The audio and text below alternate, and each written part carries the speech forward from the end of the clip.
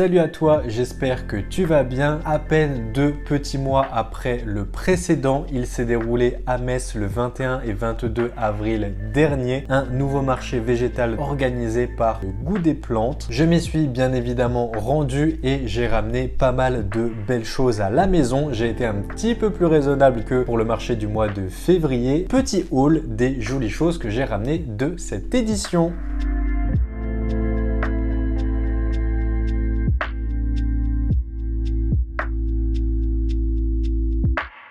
Il y a de temps à autre dans ces différentes éditions du marché végétal des plantes un petit peu plus rares que d'autres qu'on va retrouver dans certaines éditions qu'on va pas retrouver dans les marchés prochains. Il y a des plantes qui sont plus communes qu'on peut retrouver partout en jardinerie et qui sont là fréquemment à chaque édition du marché végétal. Et bien là, il y a plusieurs plantes assez rares, en tout cas que je n'avais encore jamais vues, que ce soit dans le marché ou bien en jardinerie, toujours en quantité limitée. Il y en a en général 2, 3, ça peut aller peut-être jusqu'à une dizaine, mais pas plus. Et parmi ces plantes un petit peu plus atypiques, un petit peu plus rares, j'ai pu faire l'acquisition de ce petit philodendron squamiferum. Il est assez petit, n'est pas encore très étoffé. Il y a déjà des nouvelles feuilles qui sont en train de montrer le bout de leur nez. Il n'y en avait que 3 ou 4 exemplaires, il me semble. Je suis très content d'avoir réussi à l'obtenir. Je l'avais vu de loin. Je faisais la queue pour encaisser ce que j'avais déjà mis de côté. À ce moment-là, je pensais que c'était le seul qu'il y avait. Je voulais simplement la regarder afin de savoir ce que c'était et si cela pouvait m'intéresser. Une dame l'a pris avant moi et elle était persuadée qu'il s'agissait d'un philodendron White Princess et donc sûre d'elle, pensant en avoir déjà à la maison, elle me l'a très gentiment laissé. Eh bien madame, désolé, t'es trompé. Voilà donc petit philodendron squamiferum. Je le trouve très sympathique. J'aime beaucoup les variations de forme au niveau des feuilles. Différentes branches sur ces feuilles-ci. Sur les feuilles du bas, elles sont plutôt allongées comme ceci. Il me fait penser un petit peu au philodendron Red Emerald que j'aime énormément, que je trouve très joli avec ses feuilles vertes et ses tiges rouges. Voilà, on retrouve également les tiges rouges sur celle-ci. Je le trouve absolument magnifique. Je n'ai pas mis de tuteur encore pour le moment. Je pense qu'il va falloir que j'y passe à un moment ou un autre. Il est encore relativement petit, mais d'ici 3 ou 4 nouvelles feuilles, je pense que pour sa santé et également pour un côté esthétique, il sera préférable de mettre un petit tuteur pour l'aider à grimper et qu'il tienne droit. Je vais également t'annoncer le prix comme je l'avais fait pour le dernier haul. Le marché végétal, c'est un truc où j'aime énormément aller parce que les prix sont très peu chers. Voilà ce petit philodendron à peine 8 euros, 8 petits euros pour cette beauté. À chaque marché végétal, je m'y rends à l'ouverture. Pourquoi? Comme je viens de te le dire, il y a des plantes qui sont assez rares et ces plantes sont en assez faible quantité. C'est donc la loi du premier arrivé, premier servi. J'arrive un tout petit peu avant l'ouverture, je regarde les mises en place, savoir où sont les plantes qui peuvent potentiellement m'intéresser, les plantes que je n'ai encore jamais vues et que j'aimerais peut-être avoir. Et bien cette fois-ci, comme le marché a eu un petit peu de retard, j'ai eu l'occasion de voir défiler absolument tous les chariots avec les plantes installées dessus. J'ai vu toute la mise en place du marché qui m'a permis de savoir exactement où étaient les plantes qui pouvaient m'intéresser. Et parmi ces plantes en assez faible quantité, j'ai pu trouver cette magnifique Monstera Piccolo. C'est une plante que j'avais déjà vue dans certaines vidéos sur internet, sur Instagram. Je la trouve magnifique. J'étais absolument pas sûr de moi lorsque je l'ai vu passer sur les chariots. C'est la première plante sur laquelle je me suis rué lorsque ça a ouvert. Enfin, je me suis rué toute proportion gardée. Bien évidemment, nous ne sommes pas des sauvages. Il devait y en avoir peut-être une dizaine. Je suis très content d'avoir réussi à en avoir une. J'adore la forme des feuilles. C'est ça qui m'a attiré l'œil. Ça change, ça n'a rien à voir avec les feuilles du Monstera classique. Également, elle est beaucoup plus grimpante. Elle est déjà sur un tuteur. Elle m'a fait beaucoup de nouvelles feuilles déjà depuis qu'elle est à la maison en un petit mois. Mais il lui est arrivé un petit malheur à cette Monstera. Elle a subi une attaque de pucerons. Comment ça se fait? Tu vas me dire, des pucerons, ça n'a rien à faire sur Monstera. Eh bien, j'ai pris quelques fleurs également au cours de ce marché végétal et j'ai installé un de ces bouquets de fleurs à côté de la Monstera. Et je pense donc que les pucerons se sont simplement déplacés de ces s'effleure jusque sur la Monstera. Ça a fait d'assez gros dégâts, comme tu peux le voir. Il y a des feuilles qui tirent un petit peu la tête de ce côté-ci. Là, on a une nouvelle feuille qui est assez jolie encore.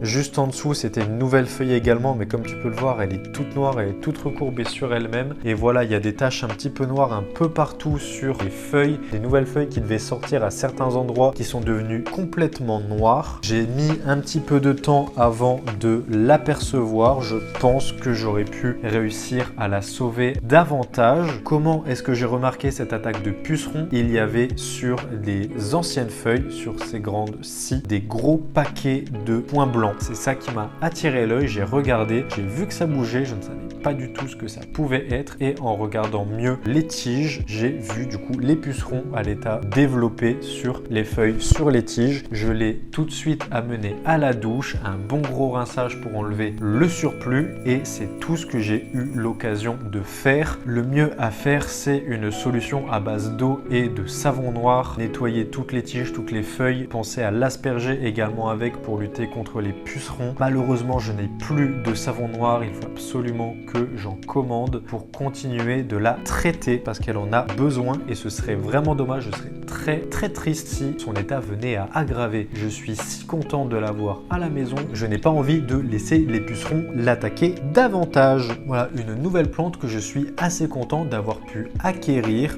Monstera Piccolo, pour 25 €. Je trouve pas ça excessif. Une fois de plus, c'est le marché végétal, c'est la famille, ça régale au niveau des prix. Passons à la suite. À ce marché végétal, je suis revenu un petit peu à mes premiers amours, les premières plantes que j'ai pris chez moi lorsque j'ai commencé à m'intéresser aux plantes, lorsque j'ai eu envie d'en avoir à la maison avant que ça ne devienne la jungle. C'était pour mes premières acquisitions des Calathea. J'avais une fascination pour eux, je les trouvais absolument sublimes, très ornementales, très décoratifs. C'est des plantes, tu peux en trouver de toutes les formes, de toutes les couleurs, avec tous les motifs. C'est quelque chose qui m'a énormément plu dès le début. Également, ce qui m'avait interpellé et beaucoup plu, c'est une plante interactive. Elle va évoluer tout au long de la journée. Le matin, elle aura les feuilles totalement dépliées, quasiment à l'horizontale, voire même plus bas. Et au fur et à mesure que la journée va passer, les feuilles vont se redresser jusqu'à avoir à la fin de la journée un bouquet qui est entièrement replié tout droit, laissant apparaître tout le dessous des feuilles qui est très sympathique. On va commencer tout de suite par la première, un Calathea louisae. Celui-ci, des feuilles très ornementales, du vert foncé tout autour de la feuille avec du vert beaucoup plus clair sur l'intérieur, des petites rainures qui partent dans tous les sens. J'ai choisi cette espèce parce que justement je la trouve très décorative.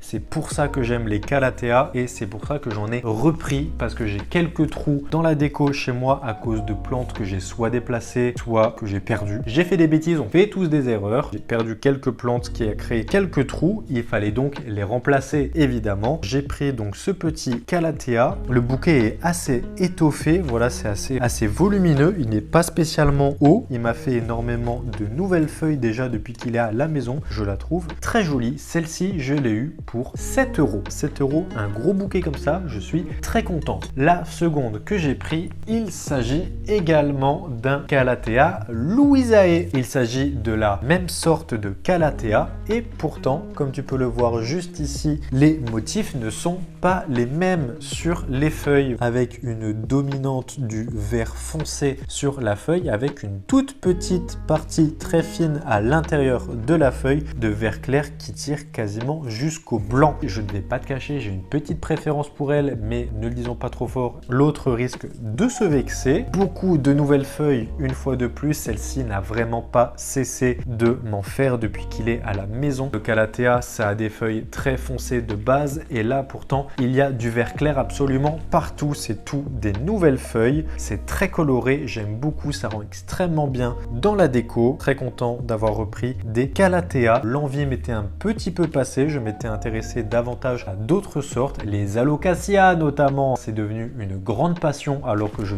détestais ça au début. Calathea, retour à mes premiers amours, je suis très content de les avoir trouvés. Passons sans plus tarder à la suite. Pour la suivante, les plus attentifs d'entre vous l'auront peut-être remarqué. Regarde juste ici, il y a accroché une nouvelle plante. En arrivant dans l'appartement, ces énormes tuyaux de radiateur qui remontent au plafond et qui font un petit crochet par ici m'ont tout de suite donné des idées. C'est l'occasion de pouvoir suspendre des plantes sans faire des trous dans le plafond. Je vais aller décrocher ceci et te montrer de plus près ce que c'est. Hop, me revoilà avec la bête. Il s'agit d'un Cissus rombifolia Hélène danica. Très compliqué comme nom. Ça ressemble beaucoup à un lierre, je trouve. C'est la première fois que je vois cette plante. Pourquoi avoir pris cette plante ? Parce que jusqu'à maintenant, j'ai eu, on va dire, peut-être 5 ou 6 lierres que je n'ai jamais réussi à faire tenir. Le lierre, c'est ma bête noire. J'avais justement suspendu juste ici avant un grand lierre. Il me fallait donc quelque chose pour le remplacer. Sauf que ras la casquette de prendre du lierre dont je n'arrive pas à m'occuper. J'ai donc tenté de prendre autre chose. C'est très grossier, j'ai envie de dire, comme plante. Voilà, ça fait un très gros bouquet. Ça tombe quand même. Pour le coup, ça ressemble fortement à un lierre, mais ça m'a l'air un petit peu plus costaud. Les tiges sont plus rigides. Il paraît que ça fleurit. Je verrai bien durant cet été ce que ça donne. J'espère que j'arriverai à m'en occuper un petit peu mieux que le lierre. 20 €, c'est également pourquoi je l'ai pris. J'ai été assez surpris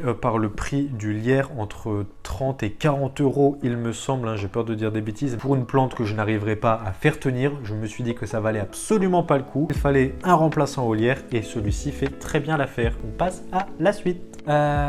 J'ai craqué. Voilà, c'est une plante. Il me semble que je t'en ai parlé dans le dernier haul, ou peut-être pas. Je le fais maintenant. Il y a une plante. Je me suis toujours dit jusque maintenant, non, je ne la prendrai pas parce que c'est la reine des divas. Ça fait peut-être écho ce que je te dis. J'ai finalement craqué. Une des plantes que je trouve absolument surcotée. Je ne sais pas pourquoi elle intéresse autant de personnes. Moi, elle ne m'intéresse pas spécialement. Je l'ai maintenant à la maison et elle m'intéresse toujours pas plus que ça. J'ai craqué. J'ai pris la comédie française en personne, l'Alocasia zebrina. Même de la voir comme ça me fait rire parce que je l'ai, mais je ne sais pas pourquoi je l'ai. Je ne l'aime pas spécialement, en fait. Je l'aime pas spécialement, je la trouve surcotée, je sais pas ce qu'elle a. J'essaye de lui trouver des choses à cette Alocasia, mais non, il est somme toute des plus classiques. Je sais que je vais galérer, que si je lui laisse la moindre occasion, elle va s'affaisser, elle va crier grand soif. Je sais pas dans quel merdier je me suis mis à prendre cette Alocasia. Il fait déjà la tête, regarde, il y a des feuilles qui tirent un peu la tête. Elles sont même pas toutes droites, elles sont toutes courbées. Il y en avait plein en plus. Je pense que j'ai jamais vu autant d'Alocasia zebrina que dans cette édition-ci. En plus, je me suis un petit peu empressé à le prendre de peur qu'il n'en ait plus ou alors que ce restant soit abîmé. Et du coup, au final, j'en ai pris un qui est déjà abîmé. Voilà, il est pas super beau, mais je l'ai. Voilà. Je sais pas trop quoi te dire de plus là-dessus. Moi, qui n'étais pas du tout intéressé par les Alocasia, qui ai mis du temps avant d'en avoir, qui n'aimait pas du tout l'Alocasia zebrina, et bien au final, je me retrouve à en avoir un. Autre Alocasia que je n'aime pas du tout, c'est le Dragon Scale. J'ai failli en prendre un également parce qu'il y en avait quelques-uns. J'ai hésité à le prendre et j'ai pas craqué. Je ne l'ai pas pris. J'ai été raisonnable. J'ai déjà craqué pour celle-ci. Voilà donc Alocasia zebrina, 12 €. C'est également pourquoi je l'ai pris. Il ne me reste qu'une seule plante à te montrer, mais qui n'est pas des moindres. Un tout petit Alocasia, vraiment minuscule. Il fait partie des plantes rares de cette édition. Il n'y en avait que 2. J'ai craqué, je me suis rué dessus également. Laissez-moi un tout petit Alocasia car tu le sais, je suis quelqu'un de raisonnable. Voilà, je suis raisonnable. Voici ma définition de raisonnable. Il s'agit d'un Alocasia Yucatan princesse. N'est-il pas magnifique? Un minuscule petit Alocasia. Voilà, il est absolument magnifique. Je suis tombé amoureux de cette alocasia. N'hésite pas à me corriger en commentaire si je te dis des bêtises. Après quelques recherches, pour moi, il s'agit d'un alocasia Yucatan Princess. Également, petite question, si tu le sais, si tu as l'information, dis-le moi en commentaire. J'ai un alocasia Vinti. Tout me dit que c'est un alocasia Vinti, ce qu'il y a noté sur le pot. Google me dit qu'il s'agit d'un alocasia Vinti et pourtant je ne comprends pas pourquoi est-ce que les tiges de mon alocasia sont rouges. Un alocasia Vinti avec des tiges rouges. Voilà, si tu as des informations, si tu peux m'éclairer, n'hésite pas à le faire dans les commentaires, j'en serai ravi. Les feuilles sont vertes très foncé, presque noir. Le dessous des feuilles est très violacé. Il me fait 3 nouvelles feuilles. Je l'ai rempoté, je lui ai mis un petit tuteur histoire d'essayer de faire tenir les feuilles groupées parce que c'est un alocasia, hein, ça prend de la place, ça s'étale un petit peu, ça va chercher la lumière. Du coup, je lui ai mis un petit tuteur, j'ai mis quelques petites ficelles pour le faire tenir un petit peu plus droit. Seul petit bémol, c'est que quand tu as une plante qui est aussi grande, c'est qu'elle prend de la place et j'ai des feuilles qui se sont un petit peu pliées. Voilà, j'ai des nervures qui se sont cassées et du coup, j'ai la plante qui penche un petit peu. Ça reste alimenté en sève tout de même. C'est un petit peu dommage. Je suis très content de l'avoir. Celui-ci, c'est celui qui a coûté évidemment le plus cher. Tu te doutes bien, il était à 39 €. Je trouve ça très raisonnable. C'est la première fois également que j'en voyais un et j'adore le contraste entre le vert très foncé, quasiment noir, le violet, le rouge des tiges. Il est sublime. J'ai pas plus de choses à te dire que ça. Je vais juste rechanger de plan histoire qu'on fasse l'outro de cette vidéo. Voilà, on en a terminé pour ce haul de l'édition du mois d'avril du marché végétal. J'espère qu'il t'aura plu tout comme le précédent. Je te remercie d'avoir regardé cette vidéo. N'hésite pas à me laisser ton avis, ce que tu en as pensé dans les commentaires, laisser un petit like également pour le soutien, t'abonner à la chaîne si ça te plaît, va voir également le reste du contenu qu'il y a sur la chaîne, ça pourrait t'intéresser, ça pourrait te plaire. Les réseaux sociaux, ils sont juste en dessous dans la description si tu veux faire un petit tour dessus et me suivre également. Un grand merci au marché végétal, c'est toujours un énorme plaisir d'aller là-bas. Je t'invite à aller suivre également leur page Facebook, le goût des plantes, pour savoir s'ils passent bientôt près de chez toi. C'est toujours très sympathique, ils sont d'une extrême gentillesse, il y en a pour absolument tous les goûts, des plantes grasses, des plantes vertes, il y a également des aromates, vraiment c'est un pur régal. À chaque fois, tous les 2, 3, 4 mois, ils reviennent dans les villes pour faire des nouveaux marchés. Tu as tous les événements qui sont sur leur page Facebook, donc n'hésite pas à aller suivre si tu veux être au courant des prochains événements. Un grand merci à toi une fois de plus, je te dis à la prochaine, prends soin de toi, intéresse-toi, développe-toi, passionne-toi à tout un tas de trucs. Des bisous, à la prochaine.